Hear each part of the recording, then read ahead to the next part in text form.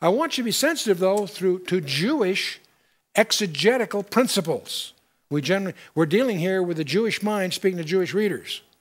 And the author has a pattern of extended expositions from the Old Testament. And that's a style that is rare in the New Testament, but it's very common in the rabbinical mind, okay?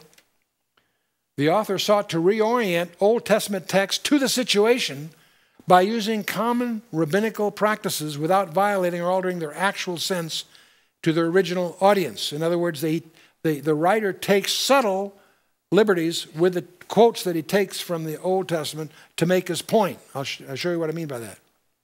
Hillel has an exegetical rule called the Gezerah Shawa, a verbal analogy. And where this happens, he appeals to the rest of Genesis 2, verse 2, in order to explain the rest in Psalm 95. We're going to discover when we get into that part of it next time that the rest of God's resting in Genesis chapter 2 is used idiomatically for the rest that he's alluded to in Psalm 95. The author also followed the midrashic practice of selectively editing his citation of Psalm 95 by changing the demonstrative pronoun from that generation to this generation. There's a subtle change in the Greek. He's able to apply more forcefully the warning of Psalm 95 to the reader.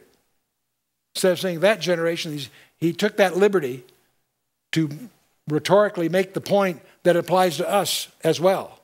Follow me? That's a typical rabbinical twist by changing the pronoun of that generation, meaning this generation. And this produces a rhetorical effect without altering the meaning of the original verse.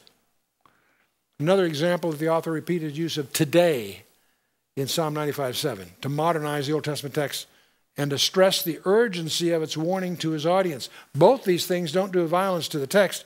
They're ways of, like underlining, making the point.